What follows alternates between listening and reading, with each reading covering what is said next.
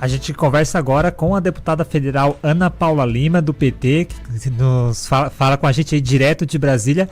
Ela que há 2 semanas fez aí uma agenda extensa aqui na região sul dos estados, passou pelos tantos municípios da Morel quanto da REC, da AMESC, e agora já está em Brasília porque começou aí os trabalhos legislativos. Vamos agradecer primeiro a sua presença, Ana Paula, muito obrigado por nos atender. Seja bem-vinda à Rádio H2O. Muito bom dia, muito obrigada a toda a equipe da Rádio H2O, um prazer enorme conversar com vocês nesse momento e também saudar a todos os ouvintes dessa importante emissora de encaminhar, falar e divulgar as notícias do Estado e também do Brasil. Eu estive sim numa agenda intensa no sul do Estado, não terminei ainda a visita em todos os municípios, inclusive pretendo voltar a Jaguaruna para conversar aí com as lideranças políticas, comunitárias, empresariais, também a comunidade, prestar conta do nosso trabalho aqui em Brasília, que começou no dia 1º de fevereiro, com a eleição da mesa diretora da casa, que aconteceu no sábado, e hoje começa as sessões legislativas. A gente está conversando primeiro com a senhora sobre as eleições aí, né, de sábado, dia 1º, momento muito tenso. Havia já uma quase certeza, não é, da eleição do deputado Mota, embora eleição, como disse o deputado Júlio Garcia pra gente antes da eleição na Leste, que ele só confia depois do voto apurado, né? Então toda certeza é boa, mas tem que aguardar um pouquinho. Mas de fato acabou que houve a confirmação com apoio de alas diferentes, não é? E é importante, eu acho, explicar isso para quem nos acompanha, que às vezes o pessoal não entende, mas como que o PT tá junto com o PL num apoio? Mas é porque a coordenação da casa precisa ter essa amplitude para poder funcionar para o bem do legislativo, né, deputada? Verdade, foi feita uma construção com muito debate, com muito diálogo. Anteriormente nós tínhamos aí 3 candidatos que fazem parte da base do governo. Um candidato era do PSD, o outro candidato da União, candidato do Republicanos. E numa conversa muito... O Partido dos Trabalhadores não tinha nenhum candidato, mas é um partido que é o segundo partido que mais tem a representatividade na Câmara Federal. Mas depois de uma ampla, né, negociação, e o parlamento o parlar é falar, e ali nós temos que convergir com alguns assuntos de interesse do Brasil e também para fazer a gestão da mesa diretora da casa. O deputado Hugo Mota foi o deputado que convergiu e soube articular com as diversas agremiações partidárias, a não ser 2 partidos que lançaram candidaturas independentes, um foi o Novo e outro o PSOL, mas o restante dos partidos das agremiações partidárias que têm assento na Câmara Federal, foi possível fazer essa negociação. O PT vai estar com a representatividade na primeira secretaria da mesa diretora, como já aconteceu na outra gestão, dos 2 primeiros anos dessa legislatura. Então é importante salientar que, assim, eu acho que conseguimos conversar, né, inclusive com o PL, que é o vice-presidente, mas foi de uma forma muito franca, fraterna, e eu tenho certeza que essa mesa diretora vai conduzir os trabalhos da melhor maneira possível. Primeiro, colocando todos os projetos de lei, tanto do governo quanto de diversos parlamentares, numa forma de agilizar o processo, mas a primeira função dessa mesa diretora é votar o orçamento, que precisamos, de uma vez por todas, resolver essa temática. E eu tenho certeza que a partir de agora, a partir de hoje, quando dá início ao ano legislativo, nós podemos, então, também, né, agilizar esse processo. Ainda não foi escolhido os presidentes das comissões da Casa, já houve um debate de qual partido assumiria cada comissão, mas não foi fechado ainda esse procedimento. Deve acontecer agora nos próximos dias. Você vai participar, pretende participar de alguma comissão, seja como ali na mesa diretora da comissão, ou como integrante de alguma comissão? E também nesse segundo biênio troca as lideranças. Você pretende também participar de alguma liderança? As lideranças já aconteceram, né? Tanto da bancada do Partido dos Trabalhadores, nós temos aí já o escolhido já desde o ano passado, a escolha do líder do governo, que ano passado era o deputado José Guimarães, e eu fiz parte desse processo, sou vice-líder do governo. Então, também essa semana deve dar continuidade, tanto a escolha do líder do governo, que quem faz é o presidente da República, quanto também a escolha do líder da maioria, que nós também temos um posicionamento. Então, essa semana também vai ser a escolha dessas duas lideranças. Quanto das comissões, eu sempre participei da Comissão de Constituição e Justiça, participei da Comissão da Saúde, como membro titular, e da Comissão também da Trabalho e Previdência. Eu também estou solicitando a participação nessas comissões, como membro titular. Se a Comissão de Saúde ficar com a liderança do PT, eu solicitei também a presidência dessa comissão, que é uma comissão muito importante, mas como nós também já tivemos a presidência no ano passado, não sei se vamos conseguir novamente presidir a Comissão de Saúde, mas está também na mesa de negociações. Deputada Ana Paula, como é que o governo está encarando, o partido do governo, né, esses próximos 2 anos aí? Nós fomos meio atingidos, impactados, digamos assim, por notícias de pesquisa. Uma pesquisa cai a avaliação do Lula, uma pesquisa cai a segurança do mercado financeiro. Mais engraçado, hoje a Quest está divulgando uma pesquisa em que em 6 cenários diferentes, com 6 possibilidades diferentes de líderes da direita, digamos assim, num confronto direto, né? Fizeram uma pesquisa Lula e Gustavo Lima, Lula e Eduardo Bolsonaro, Lula e Ronaldo Caiado, Lula e Pablo Marçal e Lula e Tarcísio de Freitas. Em todos o Lula está de 41 a 44 e quem chega mais à frente um pouquinho é o Gustavo Lima com 35, os demais é 34 e o Zema perde bastante aí 26. Quer dizer, uma pesquisa diz que caiu a aprovação do governo Lula, mas quando se faz uma pesquisa para a eleição, se fosse hoje, o presidente segue muito bem avaliado, segue liderando. De que forma vocês processam isso e especialmente na parte do Congresso, para usar isso de maneira a aprovar projetos do governo, né? Para mostrar essa força eleitoral para aprovar projetos do governo? De que forma o PT já está conversando sobre? Bom, veja, nos 2 primeiros anos do governo do presidente Lula foi para arrumar a casa. No primeiro ano, se não fosse a aprovação da PEC da transição, não daria nem para governar, devido ao sucateamento de diversos ministérios, do Brasil, que estava novamente no mapa da fome, o grande índice de desemprego no nosso país. Então, esses 2 primeiros anos foi para arrumar a nossa casa, né? O preço do alimento baixou, novamente nós estamos com esse problema, mas já vamos resolver logo, logo. Nós estamos vivendo um pleno emprego no nosso país. Também fizemos a correção da tabela do imposto de renda, num primeiro momento, para quem ganha até 2 salários mínimos, e agora para isentar para quem ganha até R$5.000. Foram medidas importantes para o nosso país, e que eu acredito que essa pesquisa, a pesquisa revela o momento, né? Eu fiquei muito feliz com a pesquisa divulgada hoje, que dando esses cenários que o presidente Lula venceria desses candidatos no segundo turno, eleições de 2 turnos, mas esses próximos 2 anos, Rafael, é para colher tudo aquilo que plantamos aí no primeiro e segundo ano do governo. Vai ser um ano maravilhoso. Restabelecemos as negociações comerciais com vários países do mundo. Temos certeza aí que nós vamos fazer as medidas positivas, né, para, inclusive, aumentar a renda do nosso povo.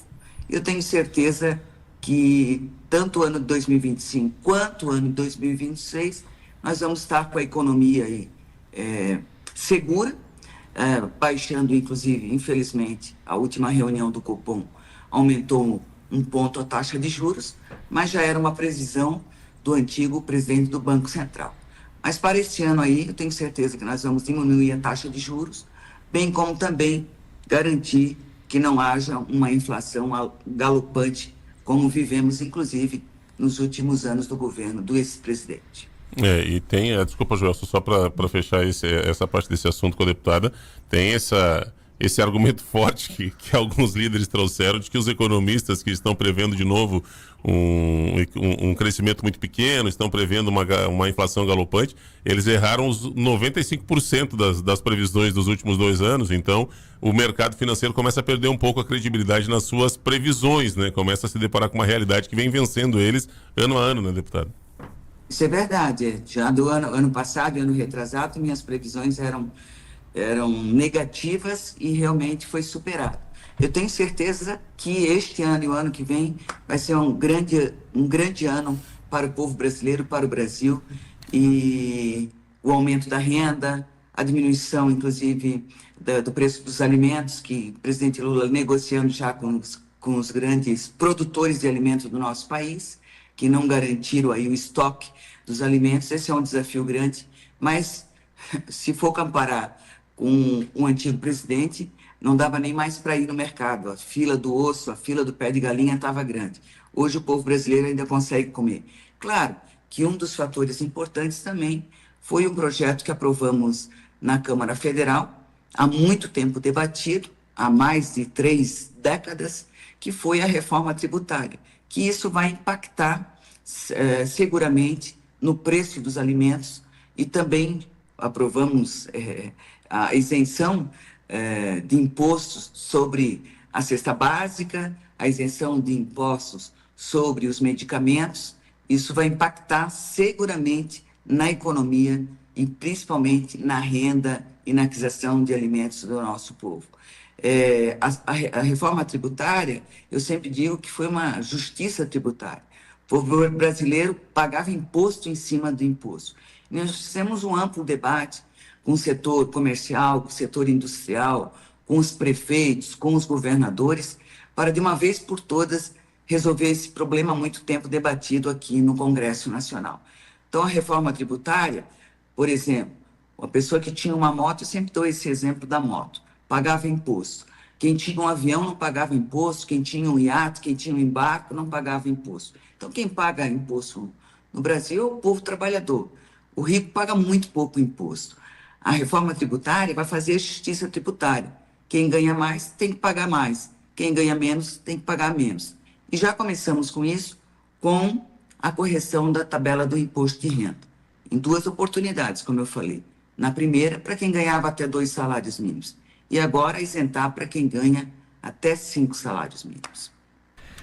Deputado, agora voltando a falar aqui da sua agenda na região, você teve aqui há cerca de 2 semanas aqui na nossa região de abrangência, aqui, especialmente na região de Laguna, da Amurel, né?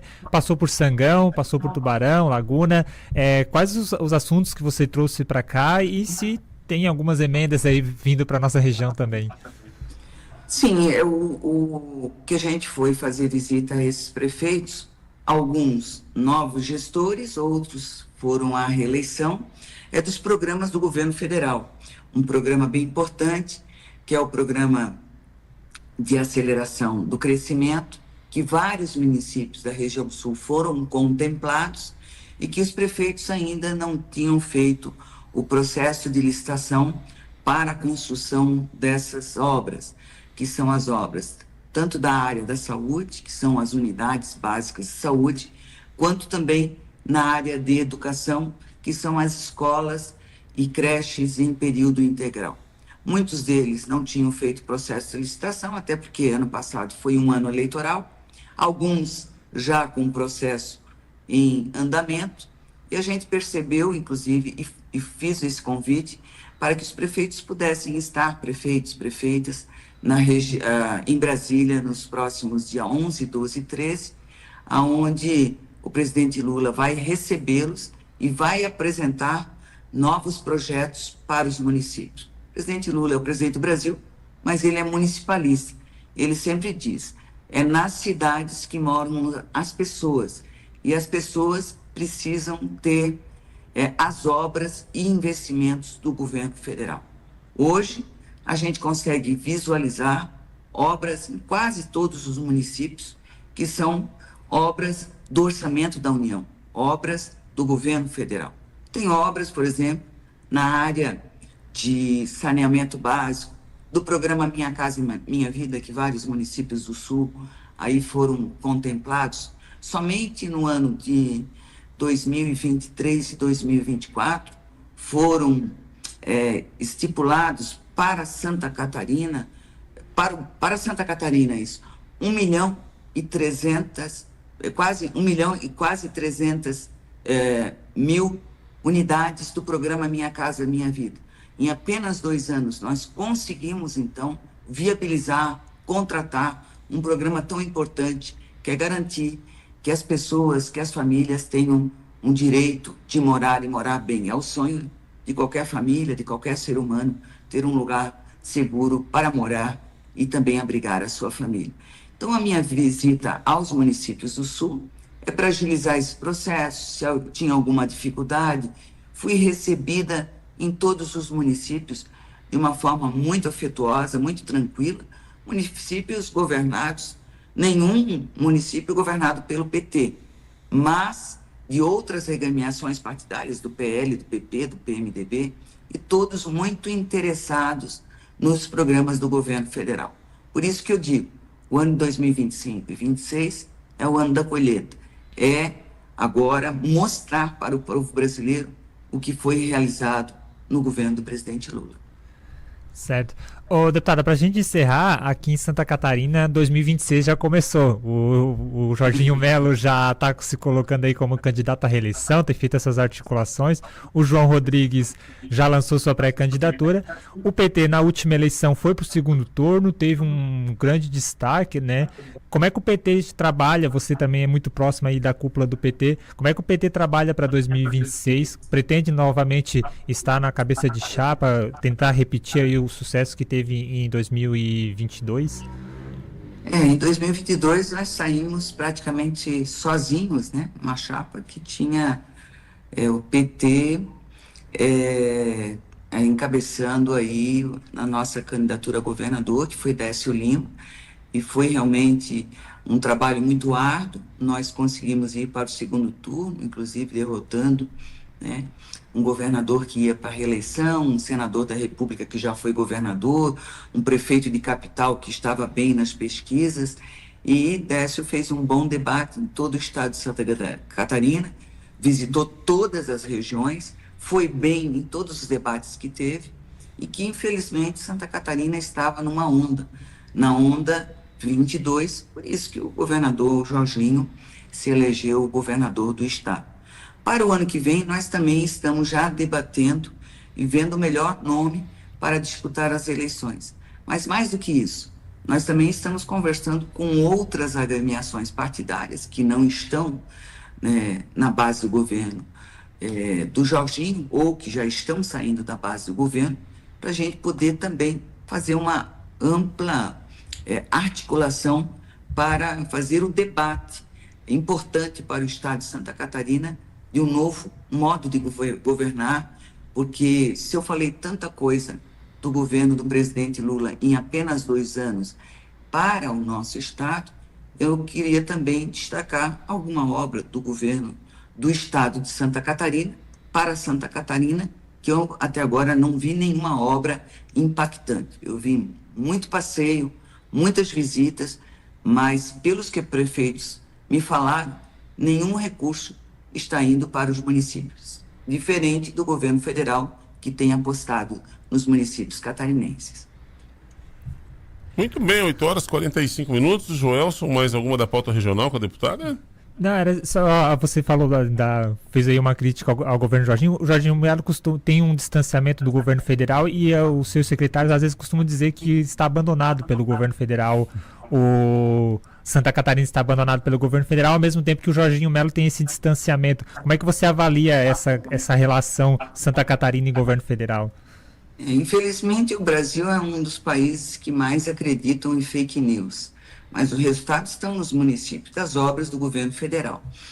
Mas Santa Catarina recebeu também do Programa de Aceleração e Crescimento, do Orçamento da União, 48,6 bilhões de reais. Não é pouca coisa esse recurso, que ele está utilizando, por exemplo, para fazer as cirurgias eletivas, os exames de alta complexidade, que os recursos estão vindo para o estado de Santa Catarina. Das grandes obras estruturantes, por exemplo, de drenagem de rios, de dragagem de rios, de contenção de encostas nas regiões que mais têm sofrido aí com os alagamentos, enchentes e temporais que o estado sofreu durante esse período todo. Mas, infelizmente, não sei por que o governador Jorginho, que nem recebeu o presidente Lula quando houve a inauguração do contorno sul de Florianópolis, tivemos aí 13 ministros que passaram pelo estado de Santa Catarina em visita ao nosso estado, e nenhum deles, o governador Jorginho, recebeu. Apenas um que veio aqui, que foi o ministro da Integração, quando houve os desastres ambientais, climáticos, ali no Alto Vale do Itajaí. Apenas um recebeu, até porque o ministro veio fazer a visita das obras e dos recursos que estavam vindo para o estado de Santa Catarina e que o governador negava. Então, não é assim que se faz política, eu não faço dessa forma, e nem mesmo o presidente Lula. Outro exemplo, que foi convidado todos os governadores para discutir um programa na área da segurança pública aqui em Brasília. O governador Jorginho também não participou. Então, quem perde é o estado de Santa Catarina. E o que tem acontecido? Os prefeitos estão vindo direto ao governo federal, porque no governo do estado não são atendidos. Mas isso é uma outra conversa, né? Nós estamos fazendo a nossa parte da melhor maneira possível, dando resultado dos programas e das ações do governo federal para o nosso estado de Santa Catarina. Deputada federal Ana Paula Lima, agradecer demais aí pelo tempo conosco, sempre bom conversar com a senhora, seja bem-vinda aqui na H2O, fique sempre à vontade. Obrigado, bom dia, bom trabalho. Muito obrigada, Joelson, muito obrigada ao Rafael. Outro tema que temos debatido também no Fórum Parlamentar Catarinense, mas em uma outra oportunidade a gente faz o debate, é a APA da baleia branca, que é também um problema muito grande da região, mas nós estamos aí debruçados para resolver esse problema aí para as pessoas e também para a região aí de Jaguariúna. Muito sensível. Muito obrigada. Assunto muito sensível aqui para a nossa região, deputada. Já vou pedir para o Joelson ficar em contato com a sua assessoria, a gente marcar uma outra conversa sobre isso especificamente, porque esse leva tranquilamente um programa inteiro. A gente é o nosso foco, é uma das pautas do jornal aqui. Obrigado, deputado. Um abraço, bom trabalho. Um abraço, muito obrigado. Bom trabalho a vocês.